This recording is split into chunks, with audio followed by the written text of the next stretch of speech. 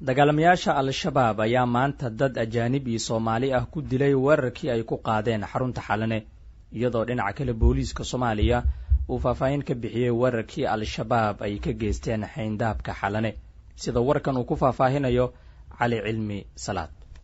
faahfaahin dheeraad ah ayaa ka soo baxaya khasaaraha ka dhashay weerar rag hubeysan oo al-shabaab ka tirsanaa ay ku qaadeen xerada Xalane gaar ahaan albaabka dhinaca Mariina Geed. weerarkan oo dhacay barqadii maanta ayaa isku bedelay dagaal muddo saacad ah u dhaxeeyay ciidamada dawladda iyo raggii weerarka soo qaaday oo tiradooda 2 nin lagu sheegay. afhayeenka booliska Soomaaliya Cabdifataax Aadan Xasan ayaa sheegay in weerarkii maanta ay ku dhinteen ugu yaraan 8 qof oo 5 kamid ah ajaanib ay ahaayeen, kaas oo uu ku jiro sargaal sare oo ka tirsanaa ciidanka AMISOM.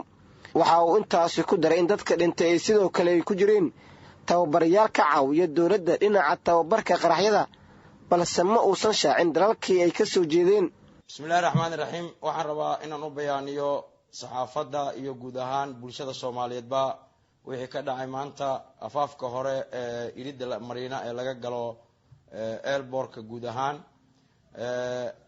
saakay aroortii 4 saac iyo bar waxaa soo weeraray 2 nin oo hubeysan oo argagixiso ah, kuwa oo rabay inay arqaladeeyaan shaqada ka socota xaruntaas dhinaca Mariina oo ay ku yaalaan goobo badan oo ganacsi oo ay leeyihiin bulsho Soomaaliyeed oo hooyooyin Soomaaliyeed ay u soo shaqo tagaan si ay arsaaq ugu raadiyaan caruurtooda.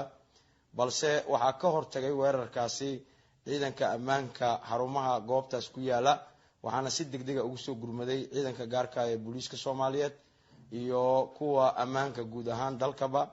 waxaa goobtii laga difaacay 2 nin oo argagixisada ahaa ee u soo baxay inay laayaan ama baabi'iyaan nolosha ummadda Soomaaliyeed ee goobta ku ganacsanaysay. mana jirin xero ciidan oo goobta ku taalay oo la weeraray, mana jirin airport la weeraray. airportka iyo meeshaasna isma quseeyaan, waxayna isku jiraan ilaa iyo 3 kilomitir. marka waxaana ka hortagay ciidanka ammaanka, waana la soo afjaray goobtaas. intii ay shaqaaqada socotay waxaa ku waxyeeloobay ilaa iyo 6 qofood oo u badan dad rayid ah oo aan ahayn ciidamada, waxaana ku dhintay 2 qofood oo ah ciidamadii iyo kuwii soo weeraray goobtaas ee ay ciidanku bacsadeen.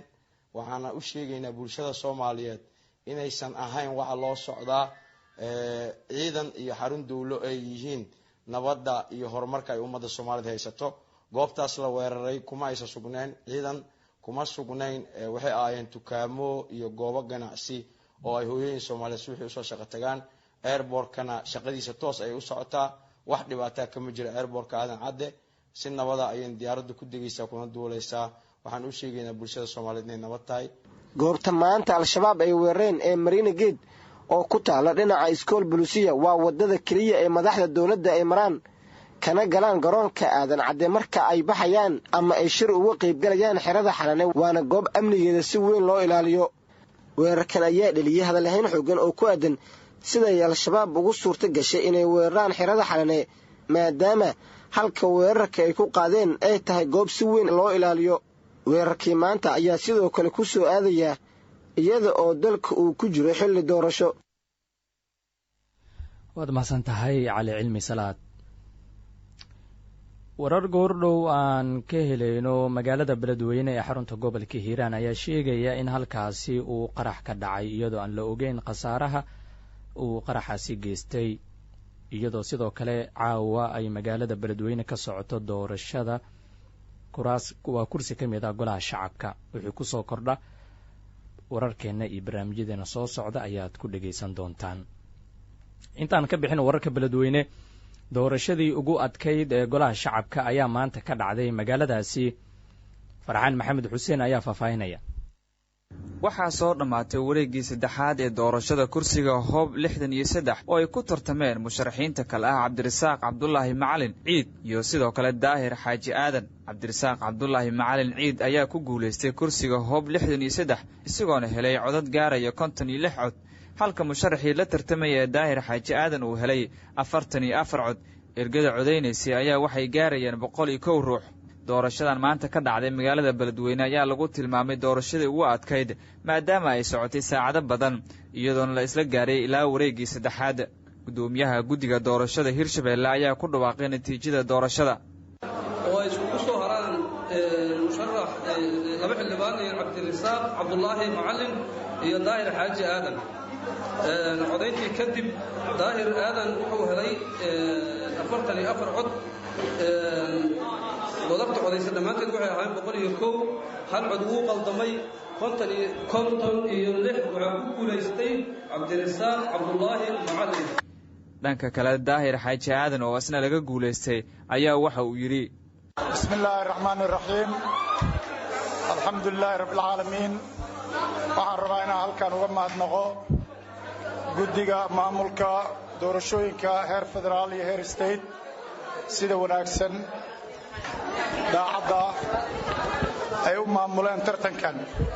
waxaan kaloo rabaa inaan u mahadnaqo ergadii 101 ahayd iyo 6dii oday ee noo soo xushay ergadan iyo dhammaan dadweynaha degan magaalada beledweyne iyo gobolka hiiraan. sharaf weyn ay tahay inaan idinku matalo kursigan. insha allahu tacaala waan idinku matali doonaa wax walbo iyo meel walbo waa ka muuqan doontaan insha allah. waan idin salaamayaa waraysi iyo adduun waan noo dambeeyaa. marka dhammaan ergada maamulka dowladda heer federaal iyo heer state khaasatan madaxda hirshabeelle madaxweyne cali cabdullaahi guudlaawe iyo yuusuf agar dabageed iyo dhammaan guddiyada amniga aad ayay u mahadsan yihiin sida wanaagsan ay u maamuleen doorashada ka socota gobolka hiiraan.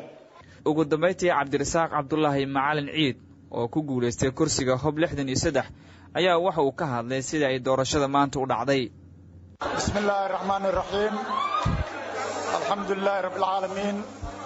waxaan rabaa inaan halkan uga mahadnaqo guddiga maamulka doorashooyinka heer federaal iyo heer state sida wanaagsan daacadda ay u maamuleen tartankan. waxaan kaloo rabaa inaan u mahadnaqo ergadii 101 ahayd iyo 6dii oday ee noo soo xushay ergadan iyo dhammaan dadweynaha degan magaalada beledweyne iyo gobolka hiiraan. sharaf weyn ay tahay inaan idinku matalo kursigan. insha allahu tacaala waan idinku matali doonaa wax walbo iyo meel walbo waa ka muuqan doontaan insha allah. kursigan hob 63 oo deegaan doorashadiisa ay tahay magaalada beledweyne ee xarunta gobolka hiiraan ayaa waxaa isku soo sharxay ilaa 9 musharax oo uu ka mid yahay cabdullaahi goodax barre oo isla hore ugu fadhiyay kursigan islamarkaana ka mid ahaa musharaxiintii ku hartay wareegga koowaad. guddiga doorashada hirshabelle ayaa la filayaa inay doorashadiisa qabtaan saacadaha soo socda. kursiga nambarkiisuu yahay hob 11.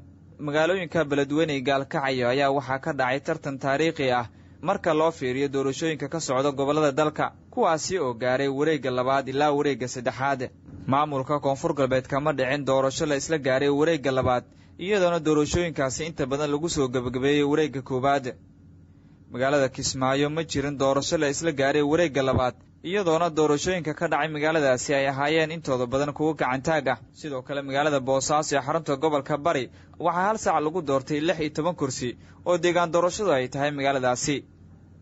sidoo kale magaalada garowe ee caasimadda maamulka puntland kama aysa dhicin doorasho la isla gaaray wareegga 2 iyadoona doorashooyinka halkaasi ka dhacay ay ahaayeen intooda badan kuwo wareegga 1 lagu soo gabagabeeyey.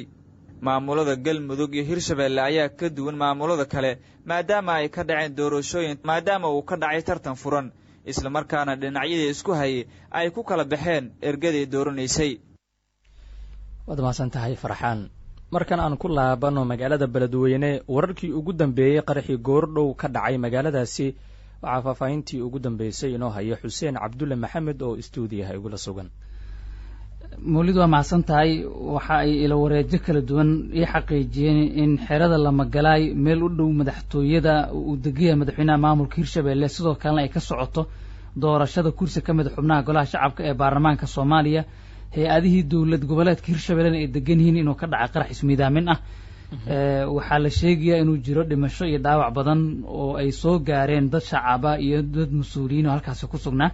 faahfaahintaa dhaafsiisa lagama hayo, laakiin sarkaal ka tirsan madaxtooyada hirshabelle waxa uu sheegay in qaraxa uu ahaa mid ismiidaamin ah magaalada si weyn u saameeyey, dhawaaqiisa la maqlay, dad kala duwanna ee khasaare dhimasho dhaawac ay soo gaareen. goobta la beegsaday waxay u dhowdaa madaxtooyada waxaana la sheegay inayd goob ay dadku fadhiistaan weliba dadka siyaasiyiinta oo murashaxiinta u badan goob ay ku kala war qaataan ayaa lagu sheegay halka uu qaraxa ka dhacay marka wixii warar ay kusoo kordha dhegeystayaashiina la wadaagi doonaa waayahay aad baad u mahadsan tahay xuseen cabdulle maxamed wixii kusoo kordha wararkeena soo socda ayaad ku dhegaysan doontaan insha allah